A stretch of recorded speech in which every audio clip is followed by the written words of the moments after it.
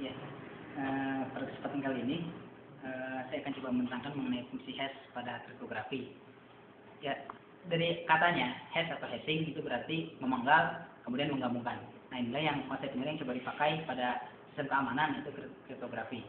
Sekilas mengenai kriptografi, kriptografi merupakan ilmu dan seni yang dimana bahasa asli atau yang disebut plain text itu diubah menjadi bahasa sandi yang disebut ciphertext.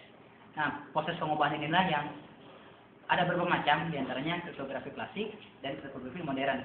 Klasik, kalau kriptografi klasik perbedaannya, kalau kriptografi klasik itu hasil penyandiannya itu berupa teks-teks yang sifatnya sama gitu, huruf, karakter yang outputnya huruf. Sedangkan kalau kriptografi modern, keluarannya itu bersifat bit, seperti bit-bit gitu. Jadi memang hal ini kenapa terjadi? Karena pada kriptografi modern dipergunakan alat yang namanya komputer. Nah, itulah munculnya konsep kriptografi modern. Fungsi hash adalah fungsi yang menerima masukan string yang panjangnya sembarang, kemudian dan mentransformasikannya menjadi string yang keluarannya tetap. Bisa dilihat, kita lihat masukannya kata halo. Ketika dikenakan fungsi hash, maka nilainya akan berjumlah 128 bit. Hal itu akan berlaku sama ketika kita memasukkan kata nomor teleponku 0812 sekian sekian sekian.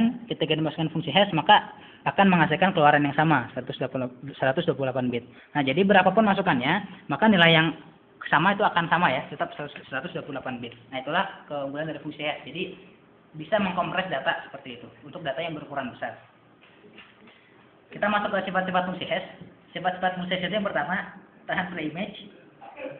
Bila diketahui nilai hash A, maka sulit untuk mendapatkan M. Artinya, ketika kita lihat plaintext ini sudah dikenakan fungsi hash, maka outputnya akan kita lihat.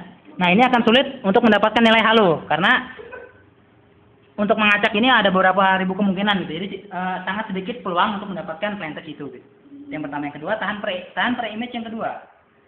Artinya, bila diketahui input M1, nah, bila diketahui input M1, maka sulit mencari input M2. Artinya, yang menyebabkan hash, artinya ketika seorang analis ini mendapatkan potongan plaintext, itu akan sangat sulit bagi dia untuk mendapatkan potongan plaintext yang lain. Karena tiap potongan plaintext itu menghasilkan cipher yang jauh berbeda gitu. Jadi tidak memiliki kombinasi yang memang mirip sifatnya. Jadi tidak bisa dianalisis sembarangan seperti itu. Yang ketiga, tahan tumbukan. Nah, kita bisa lihat tahan tumbukan sulit mencari dua input berbeda, M1 dan M2, yang menyebabkan hash M1 sama dengan hash M2. Artinya kalau ada dua input yang berbeda itu masuk dikenakan fungsi hash, jadi hasilnya pasti akan berbeda. Sedikit sangat tipis peluangnya menghasilkan nilai hash yang sama. Seperti itu. Lanjut ke fungsi hash satu arah. Ya. Fungsi hash merupakan fungsi hash satu arah, artinya fungsi hash ini tidak bisa diubah kembali menjadi pesan berikutnya. Seperti tadi kata halo. Halo ketika dikenakan fungsi hash, maka dia tidak bisa lagi diubah lagi menjadi halo gitu, karena akan tetap hasilnya seperti itu. Artinya fungsi hash satu arah. Ya. Nah, ini dia diagramnya, mungkin bisa dikatakan diagram. Ya, di atas dijelaskan masukan fungsi hash adalah blok pesan dan keluaran blok fungsi hashing blok pesan sebelumnya. Jadi memang ini sebenarnya kotaknya tidak satu tapi banyak-banyak kotak. Jadi nanti ketika pesan satu masuk lagi sampai 4 blok kalau tidak salah baru nanti menghasilkan nilai hash seperti itu. Jadi sebenarnya harusnya ada 4 kotak. Oke. Ya, ini aplikasi fungsi satu arah. Jadi kenapa sih gitu kan? Manfaatnya apa sih gitu kan? Yang pertama, menjaga integritas data. Kita lihat contohnya plaintext I heard you crying loud all the way across the town. Nah, ini menghasilkan cipher yang sekian. Namun ketika kita hilangkan satu huruf D saja pada kata heard, maka ciphertext yang dihasilkan jauh ya, sangat jauh gitu. Padahal kita hanya menghilangkan satu huruf saja, tapi cipher yang dihasilkan jauh banget. Jauh berbeda, sangat jauh berbeda. Itu. Yang kedua, menghemat waktu pengiriman. Nah, ini kalau digunakan dalam aplikasi basis data. Ya, fungsi hash ini tidak hanya pada kriptografi, tapi pada basis data juga digunakan.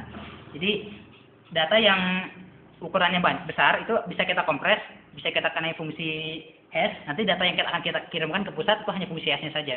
Nanti diolah, sehingga ketika diolah nanti ketika di pusat nanti akan muncul kembali data yang aslinya seperti itu. Yang ketiga, menormalkan panjang data yang beraneka ragam. Ya tadi di contoh sudah dijelaskan bahwasanya berapapun masukannya maka keluarannya pun akan sama, itu 128 bit.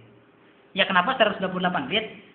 Karena diciptakan 128 bit agar metode ini tidak mudah dipecahkan. Karena metode 64 bit itu sudah pernah dipecahkan sebelumnya dengan waktu yang ya cukup singkat gitu. Nah, 128 bit itu kalaupun diserang menggunakan brute force attack itu sekian puluh tahun baru bisa terpecahkan seperti itu. Kenapa 128 bit?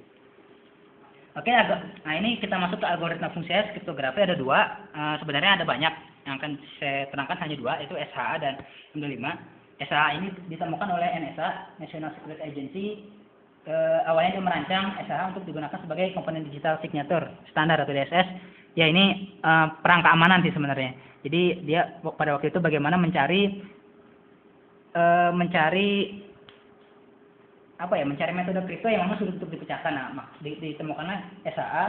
Jadi sebenarnya SHA itu mirip dengan MD5, hanya bedanya keluaran SHA itu tidak 128 bit, tapi 160 bit. Karena kenapa? Karena pada SHA digunakan 5 blok proses pengenkripsian, sedangkan kalau MD5 hanya 4 blok proses pengenkripsian. Kita lihat contohnya I Heard You Crying, ya yang keluarnya nanti akan 160 blok ya seperti itu. Oke. SHA ini kalau tidak salah ada 3 atau 5 lah ya, 5 tipe, SHA 0, SHA 1, SHA 2, SHA 128 dan SHA yang terakhir 512 ketika salah. MD5, kita masuk ke MD5. MD5 merupakan pengembangan dari varian sebelumnya yaitu MD4. MD4 yang ternyata sudah dipecahkan ya metodenya. MD5 dirancang dengan tujuan yang pertama keamanan, kedua kecepatan, yang terakhir kesederhanaan dan kekompakan. Ya, seperti di awal dikatakan, SSMD5 nanti akan memastikan keluaran sepanjang 128 bit yang dikenal juga sebagai message digit atau ringkasan pesan. Jadi kata MD itu adalah artinya ringkasan pesan. Jadi pesan yang tadinya banyak itu diringkas menjadi 128 bit seperti itu. Ya kita lihat contoh enkripsinya. Ya, itu crying. Hasilnya berbeda ya 128 bit. Ya.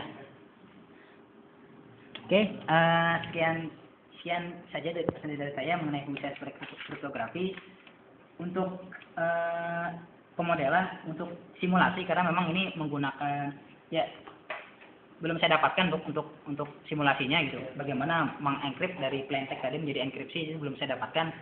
Saya sudah optimum mencari, tapi belum saya dapatkan. Yang saya bisa pastikan sekian dan terima kasih.